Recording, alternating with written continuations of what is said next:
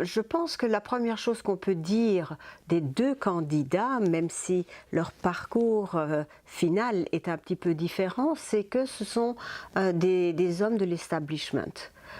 Tous les deux ont fait totalement leur carrière au sein de la République islamique. Ce sont tous les deux des partisans de l'ayatollah Khomeini depuis le départ. Ce sont deux personnes qui ont également été des personnalités qui ont eu des responsabilités au sein de la justice et au sein de la sécurité. C'est surtout vrai pour Rouhani, qui a eu plusieurs postes au sein de services de sécurité diverses dans le régime. Raïssi, lui, il est surtout connu, bien évidemment, pour avoir été le procureur général de la République islamique d'Iran et donc est connu pour avoir eu une responsabilité très importante lors des emprisonnements et des exactions qui ont eu lieu après la guerre Iran-Irak en particulier, tout à fait, et donc a laissé un souvenir assez lourd chez les Iraniens dans ce cadre-là. Rouhani, lui, est connu du grand public, je ne parle pas seulement des Iraniens, mais du grand public, pour avoir été celui qui a fait signer le moratoire contre les accords sur le nucléaire et donc avoir finalement aussi signé les accords de 2015 sur le nucléaire avec les puissances occidentales.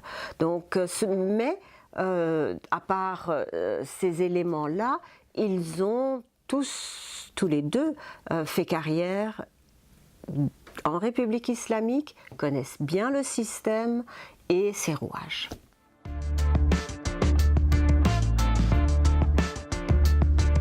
Alors, les enjeux étaient finalement très importants. Le premier enjeu et le premier problème, je pense, pour tous les Iraniens, a été que la relative paix qui s'est établie et la levée des embargos après la signature justement des accords sur le nucléaire de juillet 2015 continue et que l'Iran ne soit pas embarqué dans une nouvelle aventure qui allait miner son système économique en particulier. Donc premier élément, c'était que la sortie de l'Iran sur l'international, que son positionnement qui s'améliorait sur la scène internationale continue et que donc l'Iran soit à nouveau respecté et fasse partie de cette hiérarchie internationale, voire prenne une place importante sur la scène internationale. Deuxième élément, et ça c'est le plus important d'un niveau interne, c'est la situation économique. Ce que les Iraniens attendent et attendaient déjà avec l'élection de Rouhani, c'était l'amélioration de la situation économique.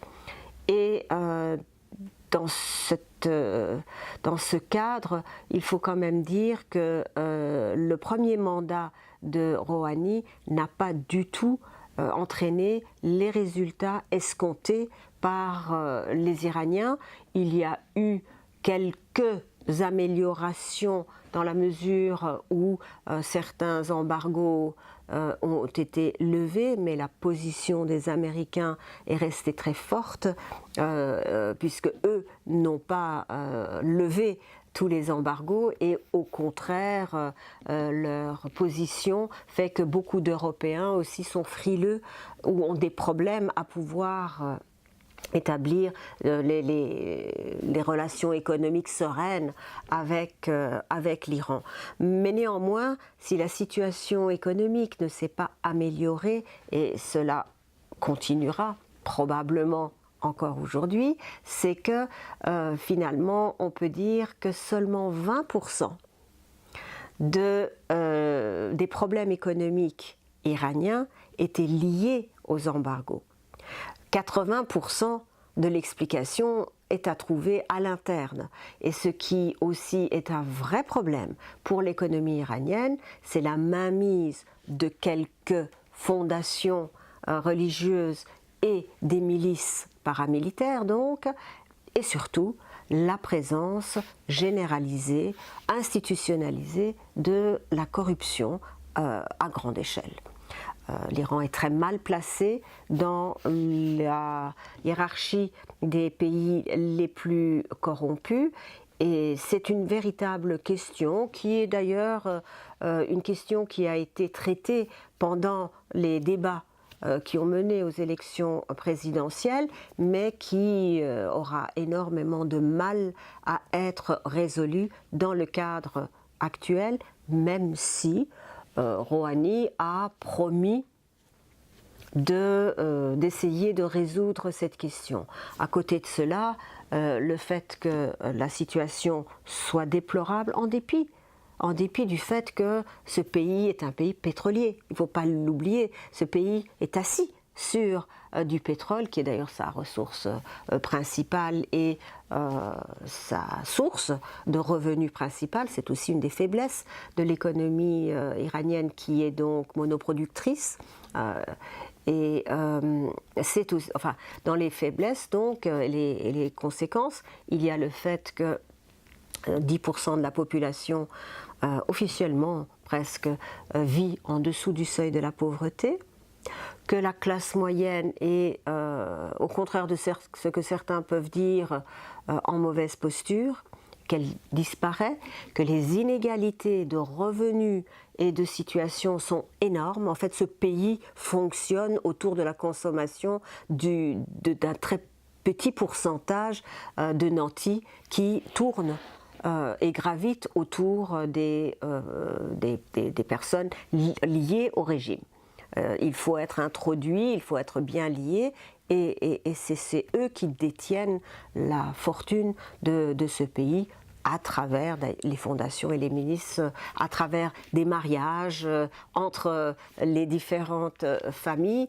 Donc c'est un problème réellement important. Alors le problème économique, qui est aussi un défi pour la suite, mais c'est une conséquence des premiers éléments, c'est qu'effectivement on a un chômage qui dépasse les 10%, avec des fluctuations, mais dépasse les 10%, et ce chiffre est probablement sous-estimé parce que l'on considère que le chômage touche 30% des jeunes.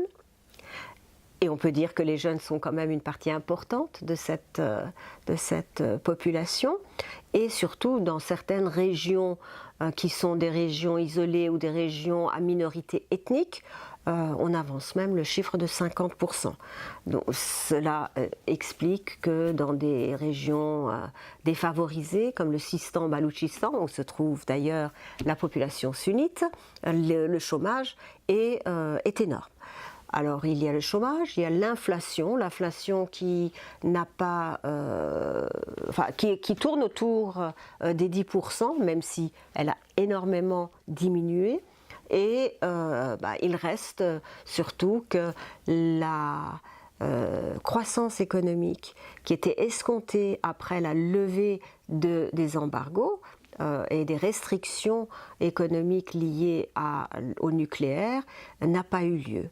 On considère qu'il faut une croissance de 8% par an pour que dans quelques années les problèmes soient résolus.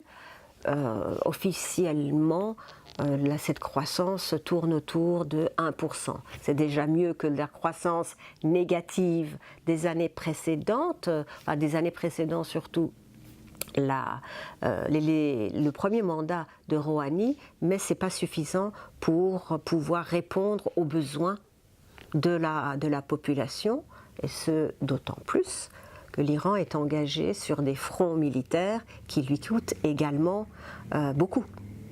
Syrie, Irak, Liban, Yémen, ce sont des dépenses militaires qui aussi gangrènent la situation iranienne.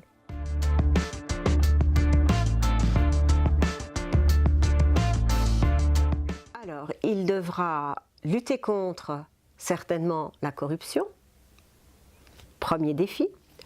Deuxième défi, trouver le moyen de créer des emplois. Cela veut dire qu'il doit pas non seulement, il doit compter sur ce qui n'arrive pas très rapidement, les investissements étrangers et les rapports avec l'étranger, mais qu'à l'intérieur, il faut qu'il y ait des décisions qui soient prises. Donc chômage, inflation, lutte contre les inégalités. C'est quand même une situation grave pour beaucoup de membres, beaucoup d'Iraniens. Et puis, lié à un défi économique, il y a un autre défi qui est en lien avec l'économie aussi, c'est essayer de résoudre la situation plus que catastrophique que l'on trouve en écologie et la situation environnementale. Mer desséchée, rivières desséchées, pollution extrême à Téhéran, mais dans les autres villes, tout cela a aussi un effet d'entraînement sur la situation économique, en particulier sur l'agriculture, et donc c'est aussi un grand défi, d'un point de vue économique en tout cas. Nous n'avons pas parlé des défis politiques, qui sont le fait que l'Iran, encore une fois, se trouve en très mauvaise posture en termes de droits de l'homme. Le premier mandat de Rouhani n'a absolument pas modifié la situation. Au contraire, le nombre d'exécutions et d'emprisonnements a été multiplié.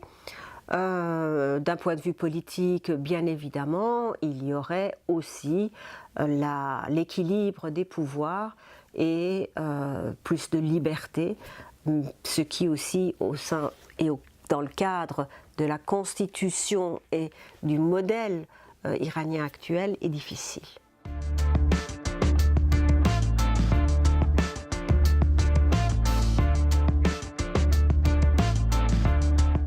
D'un point de vue des investissements, le problème est que d'une part, il y a toutes le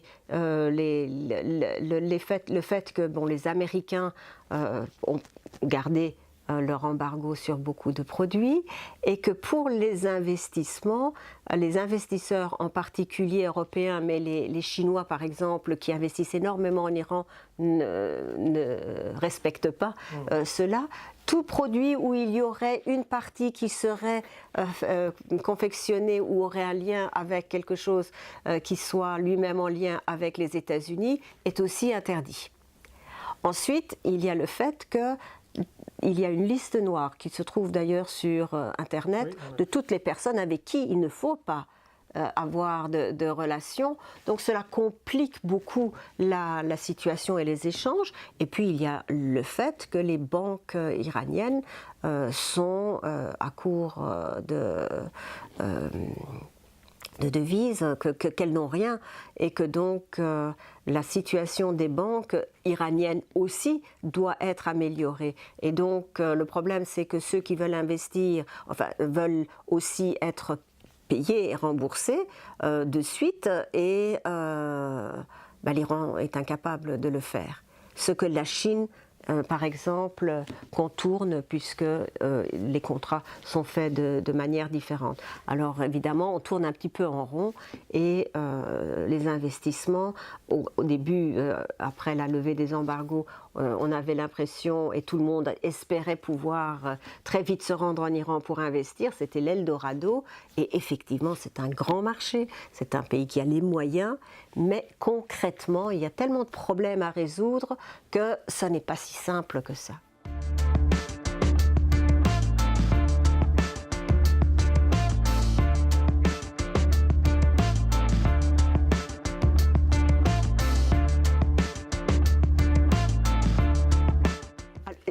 apparemment, il est allé déjà encore plus loin que le fait de ne pas citer, puisque récemment, il y a eu un discours où il a évoqué la destitution du premier président de la République iranienne, qui était Bani Sadr, et certains ont lu à travers les lignes en se disant que peut-être que c'était un avertissement à Rouhani.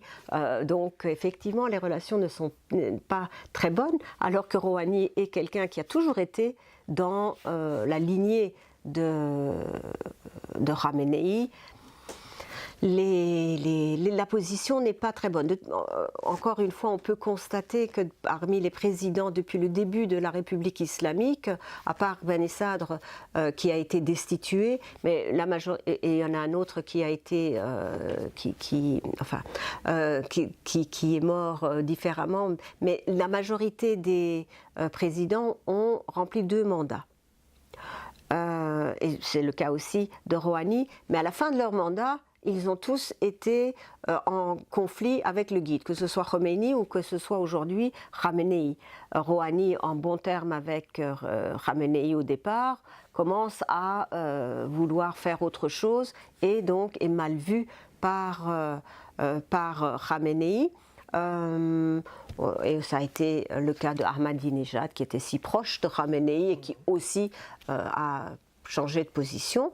Et donc on peut dire que le président actuel, donc Rouhani, n'était pas certainement le favori dans la course pour la présidentielle, la dernière, et c'était plutôt celui qu'on appelle dans les sphères occidentales le conservateur par rapport au modéré qu'est Rouhani. Je pense qu'il faut vraiment être prudent sur les termes parce que ça ne correspond en rien à la réalité en Iran. On emploie ça de manière, disons, pour faciliter la compréhension, mais on peut être modéré en termes économiques et conservateur en termes moraux.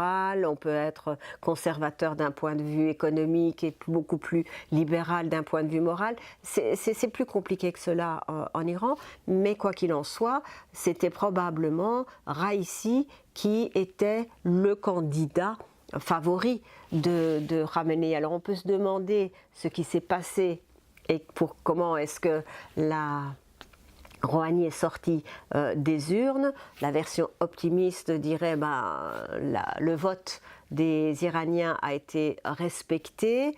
Dans le cadre iranien, on peut quand même aussi se dire que Raïssi aurait dû sortir, c'est ce que beaucoup attendaient, pas parce qu'il le voulait, mais parce qu'il se disait que les manipulations iraient là, mais que je pense qu'il y a eu prise de conscience qu'un deuxième 2009, un deuxième mouvement vert n'était pas nécessairement ce qui était le mieux pour l'Iran actuellement, et que si Raïssi sortait des urnes, ça aurait créé des troubles que, à l'heure actuelle, c'est impossible de gérer en Iran. Donc le véritable pouvoir, il n'en a pas beaucoup. Il n'en a pas beaucoup, et on le voit bien à travers les différents épisodes internationaux, à savoir que de toute façon, la forme du pouvoir en Iran est constituée de manière à ce que, au-dessus de tous, il y a le guide. C'est lui qui, en dernière instance, prend toutes les décisions. C'est lui qui est le chef des armées, du judiciaire. C'est lui qui, à chaque élément que vous allez prendre, c'est lui qui est en dernier lieu le responsable. Et le pouvoir du président ne vaut que pour ce qu'il peut en faire. Et ce n'est pas beaucoup. C'est un président qui est élu par suffrage universel, mais n'importe qui ne peut pas se présenter comme candidat ou bien être pris pour les élections. À savoir que le Conseil des gardiens de la Constitution rejette ou accepte les candidatures, et il y en a eu plus de 1000 pour ces dernières élections, et finalement il n'y en a eu que quelques-uns, et puis à la fin 2 personnes, puisque les autres, les 4 ou 5 qui restaient, se sont désistés en faveur de l'un ou de l'autre. Donc on a un écrémage des candidats selon une grille qui est la grille de la République islamique.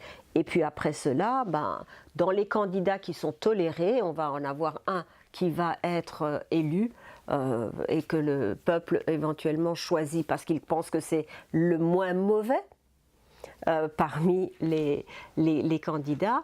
Mais toutes ces décisions peuvent être contrées par l'une ou l'autre institution islamique. Et quand je dis institution islamique, il s'agit des institutions qui ne sont pas élues et qui ont été mises en place par Khomeini par rapport aux institutions élues, dont la présidence qui fait toute la complexité du modèle iranien. Les institutions élues ont moins de pouvoir que les institutions non élues.